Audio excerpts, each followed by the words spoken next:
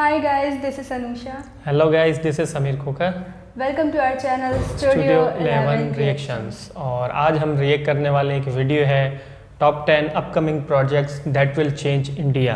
तो पहले वीडियो देखते हैं, उसके बाद रिएक्शन देते हैं.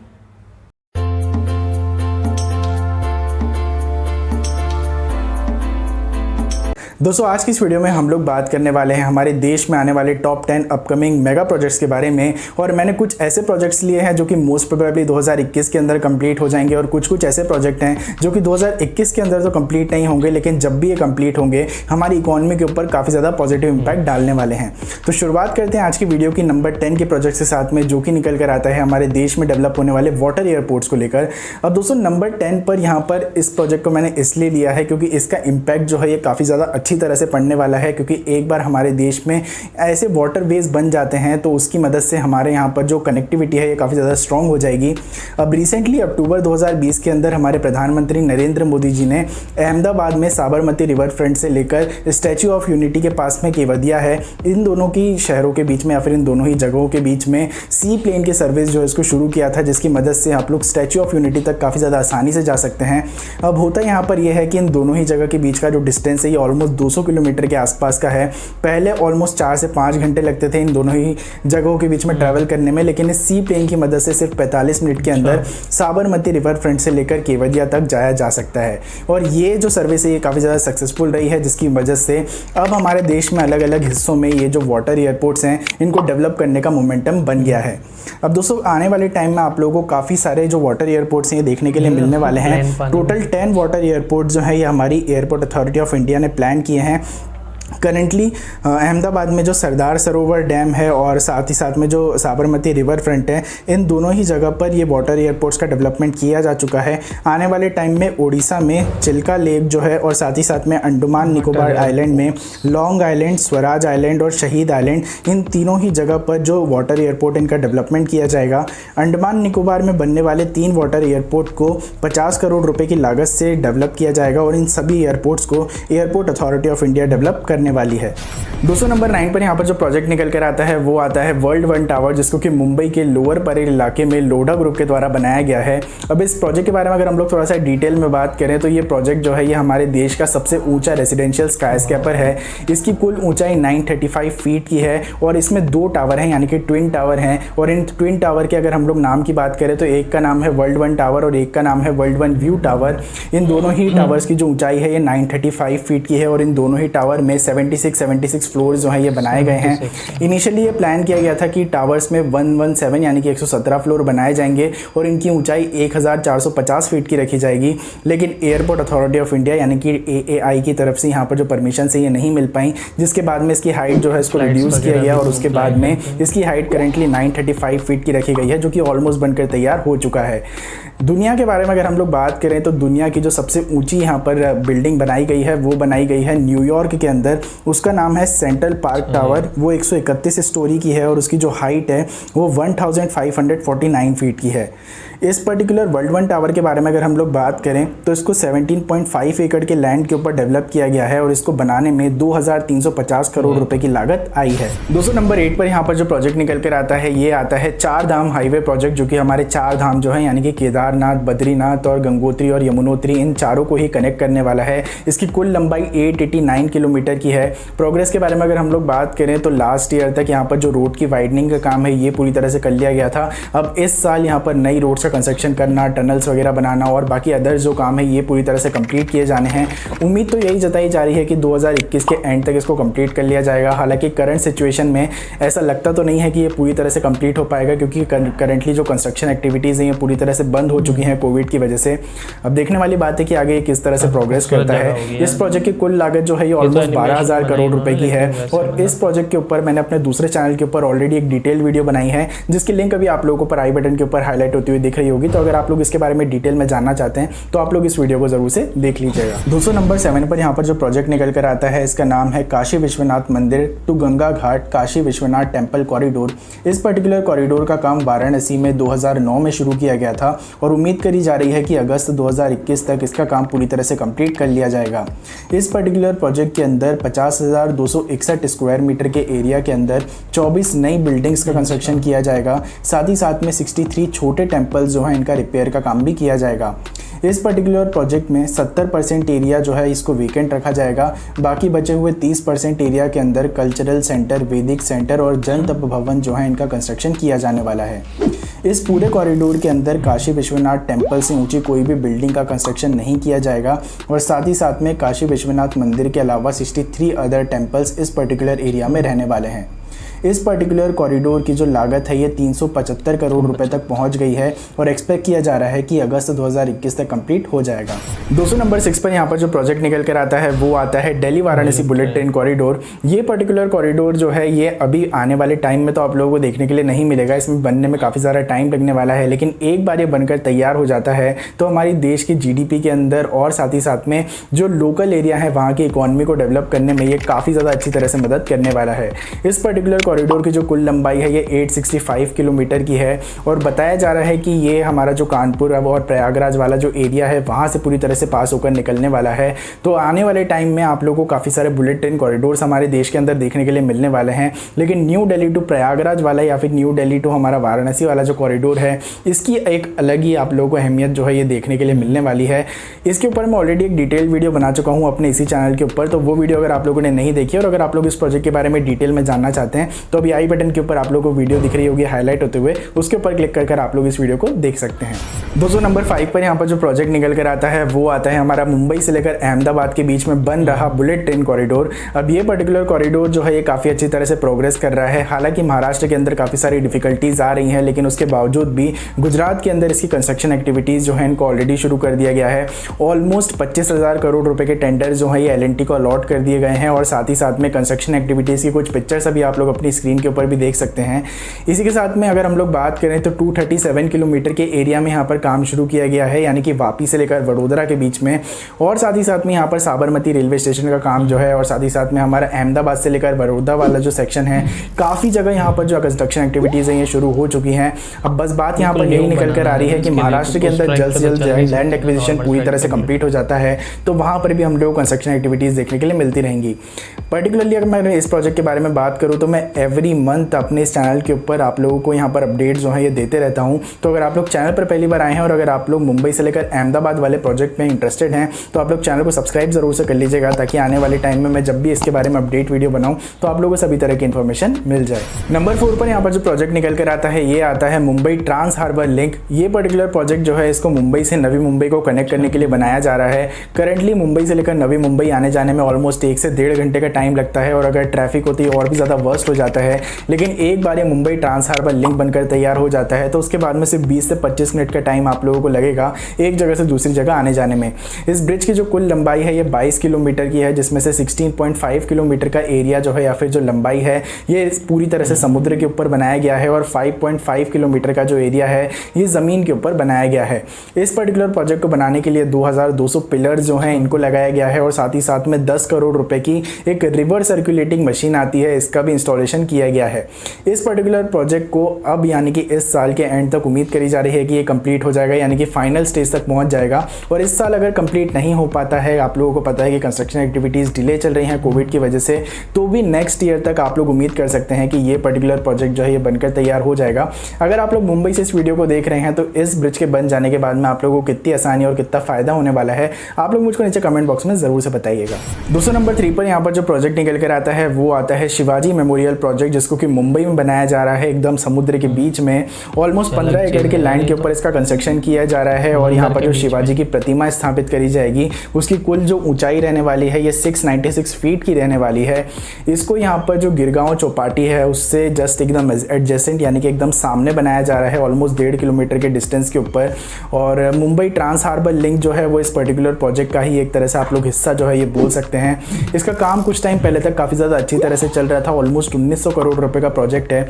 लेकिन हुआ कुछ ऐसा कि मॉनसून में यहाँ पर आने जाने को लेकर काफ़ी ज़्यादा परेशानी होने वाली थी। इसको लेकर काफ़ी सारे लोगों ने पिटीशन जो है ये दायर किया हाई कोर्ट के अंदर, जिसके बाद में हाई कोर्ट ने इसका काम जो है ये करंटली बंद कर दिया है। अब हुआ कुछ ऐसा कि यहाँ पर एक वर्कर जो है ये मतलब आप बोल सकते हैं कि एक तरफ से दूसरी तरफ जा रहा था, तो उसकी जो बोट है वो पलट गई थी और फिर समुद्र में उसकी डूब के मौत हो गई।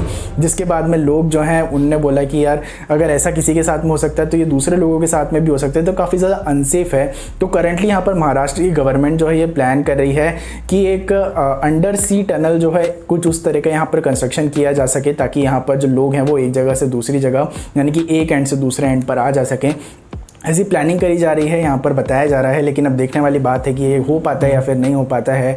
एक बार ये बनकर तैयार हो जाता है तो उम्मीद करी जा रही है कि रोज़ाना 10 से 20 हज़ार लोग जो हैं ये यहाँ पर जाने वाले हैं। देखते हैं आगे जाकर इस पर्टिकुलर प्रोजेक्ट को लेकर जो भी अपडेट्स आती हैं आप लोगों को मेरे चैनल पर देखने के लिए मिलती रहेंगी। सो नंबर 7 पर यहाँ पर जो प्रोजेक्ट निकल कर आता है ये आता है सेंट्रल विस्टा प्रोजेक्ट। अब ये इस प्रोजेक्ट के अंदर हमारी जो पार्लियामेंट बिल्डिंग है इसको पूरी तरह से रेनोवेट किया जा रहा है। अब इस पर्टिकुलर प्रोजेक्ट के बारे में अगर हम लोग बात करें तो जो हमारा 3 किलोमीटर का राजपथ रहता है वहाँ पर भी काफ़ी सारी कंस्ट्रक्शन एक्टिविटीज़ और रीडेवलपमेंट एक्टिविटीज़ आप लोगों को देखने के लिए मिलने वाली हैं। पार्लियामेंट के एडिशन में आप लोगों को नया पार्लियामेंट हाउस जो है ये देखने के लिए मिलेगा और इस 3 किलोमीटर के एरिया में आप लोगों को काफ़ी सारी गवर्नमेंट बिल्डिंग्स देखने के लिए मिलेंगी सेंट्रल मंत्रीज के लिए। इस प्रोजेक्ट के अंदर में आप लोगों को जो ये हमारा एंटायर पार्लियामेंट है, north block, south block, vice president home, national museum, national archives, Indira Gandhi national centre for arts, Udyog Bhavan, Bikaner house, Hyderabad house, Nariman house, साथ ही साथ में यहाँ पर जो जवाहर भवन है, इन सभी को पूरी तरह से रेनोवेट किया जाने वाला है। एक बार ये प्रोजेक्ट कंप्लीट हो जाता है तो इस प्रोजेक्ट में 13,450 करोड़ रुपए की लागत आएगी और इस प्रोजेक्ट को सेंट्रल पब्लिक वर्क डिपार्टमेंट यानी कि CPWD जो है ये डेवलप करने वाला है। उम्मीद यही करी जा रही है कि हमारे देश का 75th इंडिपेंडेंस डे जो रहेगा वो हमारे देश की नई पार्लियामेंट बिल्डिंग के अंदर बनाया जाएगा। तो नंबर 1 पर यहाँ पर जो मेगा प्रोजेक्ट निकल कर आता है वो आता है अयोध्या में बनने वाला राम मंदिर। अब ये पर्टिकुलर प्रोजेक्ट जो है ये अपने आप में ही काफ़ी ज़्यादा हिस्टोरिक रहने वाला है, काफ़ी ज़्यादा बड़ा रहने वाला है, काफ़ी ज़्यादा ह्यूज रहने वाला है, क्योंकि ये हमारे देश का सबसे बड़ा टेम्पल बनने वाला है। इसकी हाइट जो है ये 161 फीट की रहने वाली है और साथ ही साथ में इसको 28,000 स्क्वायर फीट के एरिया के अंदर पूरी तरह से डेवलप किया जाने वाला है। इस पर्टिकुलर टेम्पल की एज को बढ़ाने के लिए यानी कि ऑलमोस्ट 1000 साल तक इसको स्टैंड करने के लिए इसके अंदर आयरन का इस्तेमाल नहीं किया जाएगा, क्योंकि आयरन के अंदर रस लग जाती है।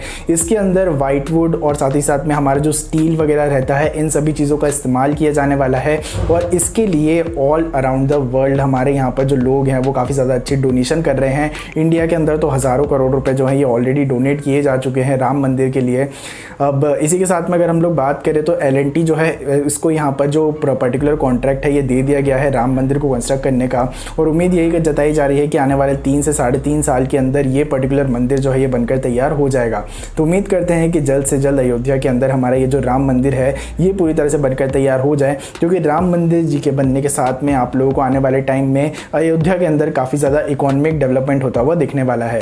दोस्तों आज की इस वीडियो में बस इतना ही था। ये वीडियो अगर आप लोगों को पसंद आई हो तो ज़रूर से लाइक कीजिएगा, शेयर कीजिएगा। ज़बरदस्त जो है प्रोजेक्ट्स पे काम हो रहा है इंडिया में और जिस तरह इन्होंने इस तरह और काफ़ी प्रोजेक्ट्स होंगे, लेकिन टॉप इन्होंने 10 जो बताए, टॉप 10 बताएं। जैसे एयरपोर्ट्स, वाटर एयरपोर्ट्स बनाया जा रहा है गुजरात में और जो स्टैचू ऑफ यूनिटी वगैरह में वहाँ पहुँचने के लिए लोगों को काफ़ी जो है इजी हो जाएगा, थोड़ा टाइम कम लगेगा, क्योंकि वैसे शायद टाइम ज़्यादा लगता था। तो वाटर एयरपोर्ट्स बन जाएंगे तो फिर जो लोग इजीली जो है पहुँच जाएंगे। तो पानी पे तैरते हुए जहाज़ में, मतलब एरोप्लेन जो है वो पानी में तैरता हुआ, ये भी एक अलग ही मतलब एक देखा था पानी में तैरता हुआ भी मतलब हो, ये तो बहुत मतलब पहले भी होता रहा, लेकिन इंडिया में मतलब ज़्यादा से ज़्यादा अब ये चीज़ भी लोगों को देखने, आम पब्लिक को स्पेशली जो है, बड़े लोगों ने तो ज़रूर इस तरह की चीज़ों पे उन्होंने मतलब ट्रैवल किया होगा।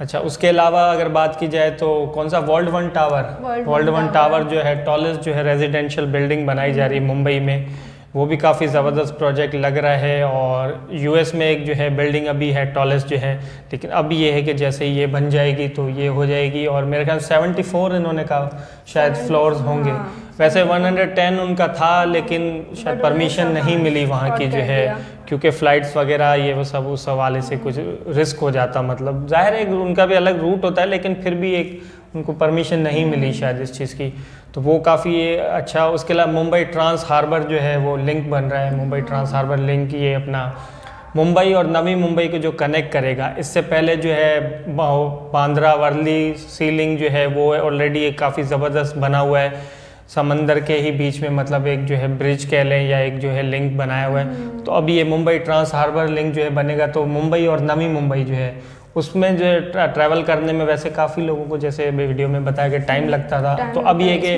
अब 25-30 मिनट्स में जो है आप मतलब एक साइड से दूसरी साइड इजीली आप पहुंच सकते हैं। तो स्पेशली वहाँ के लोकल लोगों को तो ज़्यादा मतलब आसानी होगी ना, तो उनको इसकी ज़्यादा अहमियत होगी। लेकिन जिस तरह वीडियो में उन्हें बताया कि मतलब काफ़ी ज़बरदस्त ये प्रोजेक्ट भी है, उस सेंस में भी है कि एक और लोगों को ऐसे एक स्पॉट मिल जाएगा जहाँ से वो गुजरते हुए उनको एक अच्छा समंदर का नज़ारा करते हुए जाएंगे।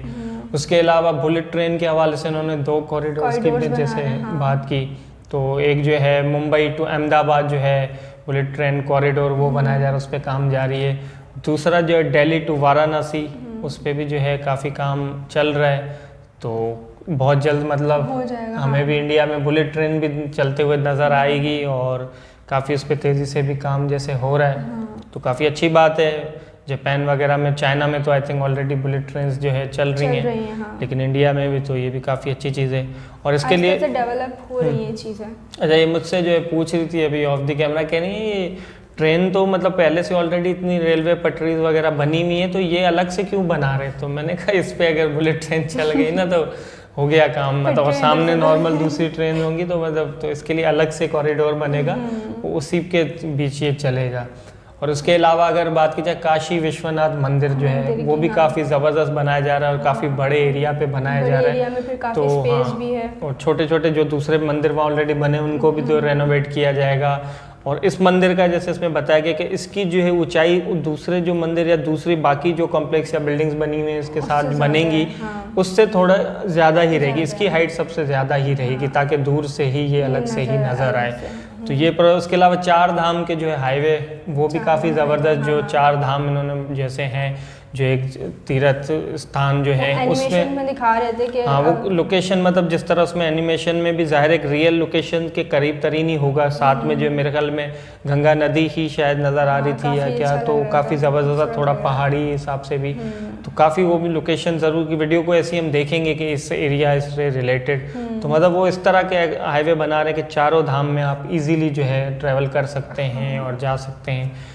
तो उसके अलावा देखा जाए तो और इसके अलावा क्या चीज़ थी जो है राम मंदिर को जो है उसके हवाले से भी जो उन्होंने बताया कि जिस तरह उसको भी उस पर भी तेज़ी से काम किया जा रहा है। 2021 के हो जाएगी, 21 नहीं 23 बोला था मेरे ख्याल में, 23 फिर वो 21 उसका बोला होगा, हाँ 23 तक शायद ये कंप्लीट हो जाएगा। बाकी डोनेशन के हवाले से उन्होंने कहा कि पूरे वर्ल्ड से मतलब जितने भी बाहर जो इंडियंस रहते हैं उन्होंने बहुत ज़्यादा तादाद में या इंडिया में भी रहने वाले लोगों ने बहुत ज़्यादा डोनेशन वगैरह दिए हैं, काफ़ी इस पर तेज़ी से भी काम हो रहा है। और इसके अलावा और भी कौन से प्रोजेक्ट था?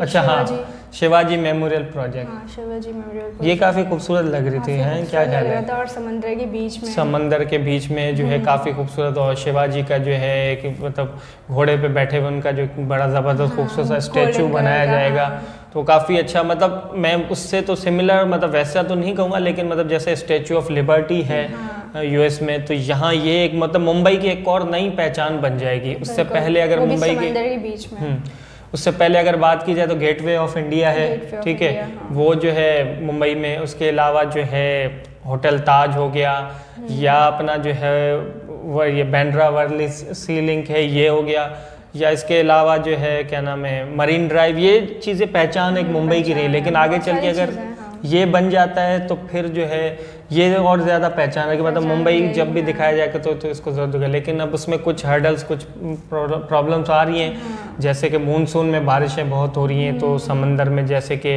आता है तूफान वगैरह आता है, तो उसमें बोट वगैरह भी एक जैसे कि वो उलट गई थी और एक जो है वहाँ काम करने वाले शायद उनकी डेथ हो चुकी है, वो डूब गए।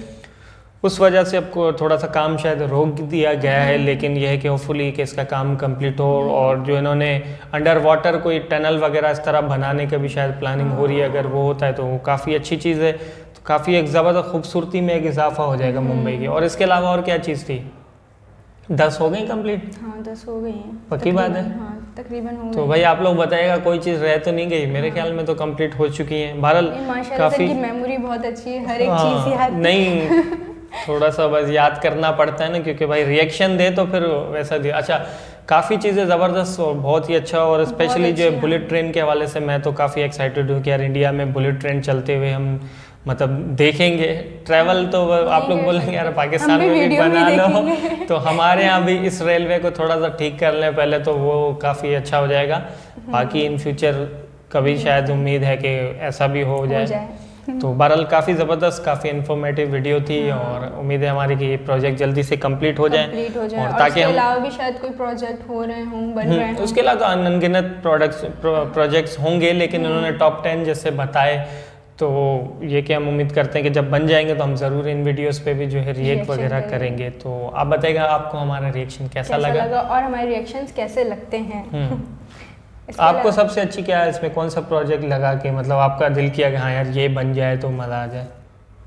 मुझे वो इसका जो आपने हाईवे वाला नहीं बताया था, हाईवे वाला जो था ना, वो चारों धाम वाला, जो चार धाम जो है उसका जो हाईवे जो वो काफी वो लोकेशन काफी मतलब जिस तरह उसमें दिखाई गई एनिमेशन वगैरह में, उस तरह ग्राफिक्स वगैरह उसमें, सो मुझे वो बहुत अच्छा लगा। तो चैनल को अगर सब्सक्राइब नहीं किया है तो चैनल को सब्सक्राइब करें विद बेल आइकन, और हमें इसी तरह सपोर्ट करते रहें और अपना प्यार देते रहें। और अगर आप लोग चाहते हैं कि हम आपकी सजेस्ट की भी वीडियो पे कोई रिएक्शन दें, तो आप कमेंट सेक्शन में हमें उसका लिंक दे सकते हैं या फिर टाइटल बता सकते हैं। बिल्कुल। और अब हम मिलेंगे आपसे नेक्स्ट वीडियो में। Keep supporting studio 11 reactions.